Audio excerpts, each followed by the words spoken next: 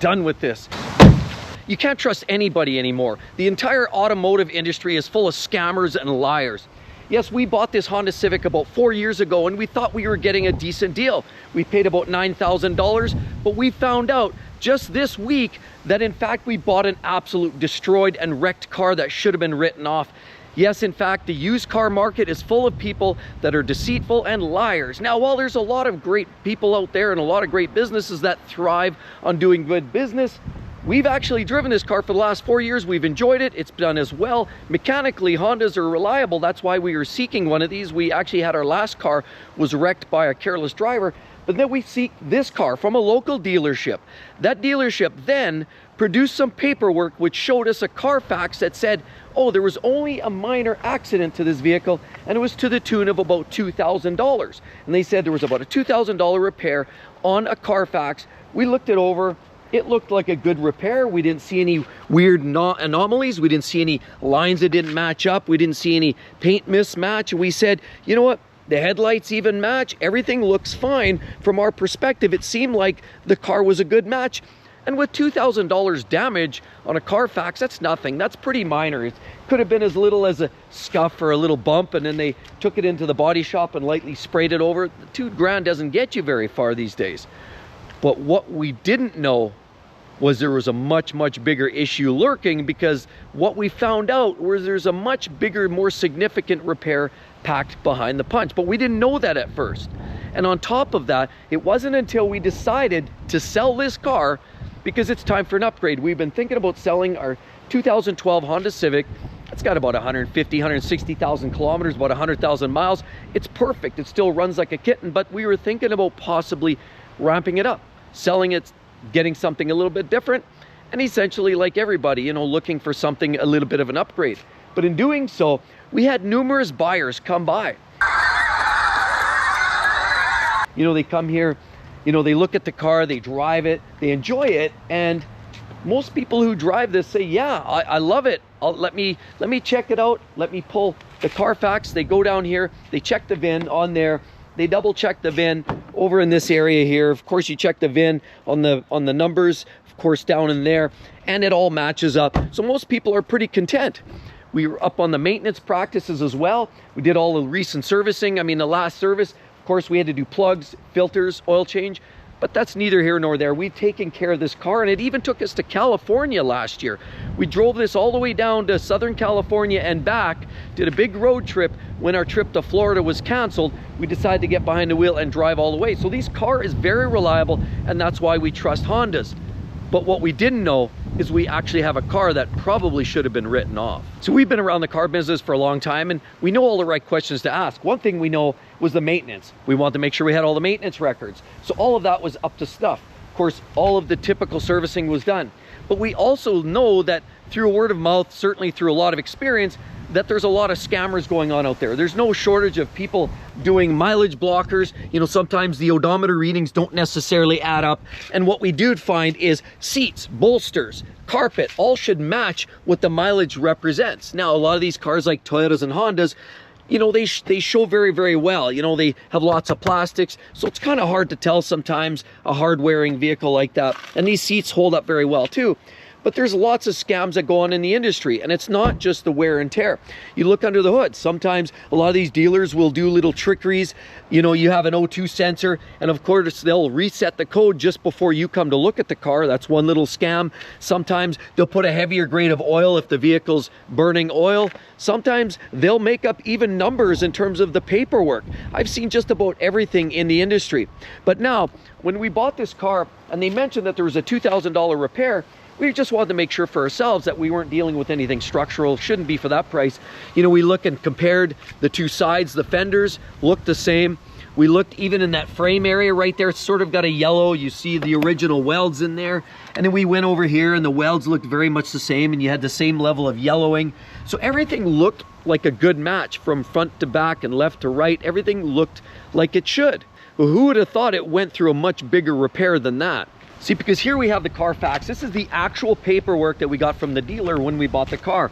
You notice it has about 54,000 kilometers on it, and it does recognize that there's an accident damage record found. So we knew that there was something going on, but we thought we would ask some of the questions. So then we flip the page, and then we have a look here.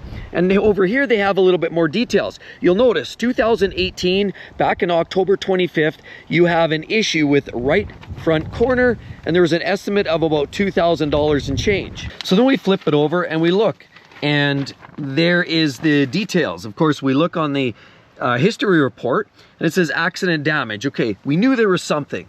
So right here it says, back in 2018, October 25th, in the city, there was a right front corner collision. And you'll notice it does say collision there.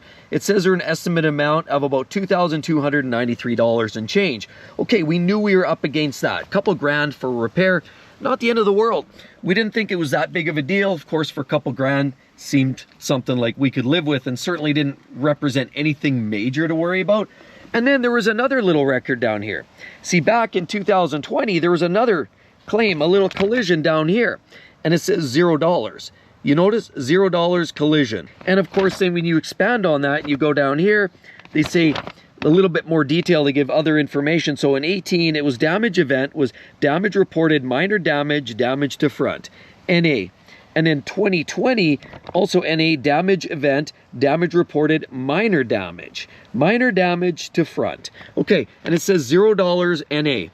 So we sort of took it as, okay, there's just not enough information, but the dealer told us that, and you know, I mean, take them as far as you can throw them, but they basically said there's probably just not enough information. Sometimes what people end up doing is actually taking the car themselves, and they might run into a pole or bang the car up a little bit, maybe even gets reported by the police, and sometimes people will even go and repair the vehicle themselves. Now, normally once you report it to the authorities, usually then it gets triggered and it goes to the insurance. So generally speaking, that's an insurance claim. And then there should be an associated dollar amount. But even the dealer, they claimed they had no idea. $0 NA, probably nothing. They chalked it up as probably nothing. We then took another look. We were really suspect. I mean, we did ask the question. It seemed really odd, but we took the car for a drive. We gave it a good look underneath and top to bottom. They even did an inspection in their shop. So they have a checklist, a mechanical checklist, a fitness assessment. As you can see down in here, there's a fitness assessment of the vehicle that they ran through it and claimed that there was no other issues. They felt that, yeah, mechanically it's perfect. There you had a $2,000 accident history, and the rest is good. So we took it as word and we drove it away. We were happy. We paid about, I don't know, just shy of $9,000 we paid for the vehicle at the time. That's in Canadian funds. And we thought we were getting a pretty good car. It only had about 55,000 kilometers on it. And it was a great vehicle. And it's been great as far as reliability goes. As a matter of fact, in this last winter, we had some seriously cold weather. It got down to -40. And you know, honestly, out of my truck, you know, our Toyota Camry, as well as this vehicle and a Mercedes, this was the only one that started when it wasn't plugged in and we hit that -40 weather. So it's a Honda, it's reliable. What do you expect? So we have not been disappointed from that perspective. Now, where it gets interesting is, unfortunately, lately we tried to sell the car, and then we had some of these buyers start to pull the VINs. See, back in the spring of this year, we thought we'd start listing the car. We started listing it. You know, we had a few people show up, some real creeps, but then other people would show up, and there was a couple that actually really liked the car after a test drive. They said, you know, we're gonna pull a Carfax, we're gonna check the VIN, and then we'll get back to you. The one gentleman said, you know what, let's just do a pre-purchase inspection, but let me run a Carfax real quick and I'll get back to you. So we had a couple people do that in the spring. One of them said, literally texted us back and said, nope, not interested. Oh, okay, that's kind of odd. They didn't really say why. We asked them and they just said, no, I'm good, thanks, I'm continuing to look. Then the other person that wanted to do a pre-purchase inspection also asked all the right questions, you know, maintenance and records and all that, and we had all that. It was good, the car is good otherwise. And then he went away, he pulled a Carfax, and he came back with something that said, oh no, that's way more than I bargained for. I don't want to buy anything like that. That's not what I'm looking for. And we're just saying, what do you mean by that? Like, doesn't everything add up? He said, no, just not interested. There's some accident history on there and I just don't want to buy it. We said, yeah, but we said it's on the Carfax and we gave you a copy of that. He said, nope, we're good, thanks. Appreciate the help and the time. Bye-bye. And so this went on. And so we had a few more people kicking tires and coming to look at the car. And we realized that, okay, there's something up, but we pulled it off the market for a short time. Then here recently, actually this week, we put it back on the market on Sunday night. We had a flood of phone calls. We were asking, you know, fair market value. And you know, for all of you, you recognize this car showed up a lot on Exotic Car Play Place. I feature this car a lot. We do lots of examples and lots of rundowns on this car, and it's great. We've loved it. Until now, when we actually had a recent person just yesterday come up, said they drove it, they were super excited, they wanted to buy the car. They even brought their son out there and he was going to buy his first car, and they were super excited. The son loved it, the parents loved it, and it just seemed like a perfect situation. And we said, here, this is what we have, the Carfax. This is a copy of Carfax we have. This is some copy of the records. And they said, yeah, we're super excited. We were already talking numbers and talking about, you know, how to transfer cash and do all that. And then he pulled the VIN and got back to us today. And today was a different story. And it went from super excited to, you know what? That's way more than we bargained for. Yeah, would you believe it? They pulled the Carfax, and this car does not have a $2,000 repair associated to it. Rather, honestly, this car should have been totally written off. Anyway, you want to check out those videos right there. I'm going to get to the next story on this, the continuing saga, because there's a lot more to tell you about what's going on with this Honda. You're going to want to hear the whole story. Hope to see each and every one of you real soon, everybody. Join on the next one. See you then. Bye-bye.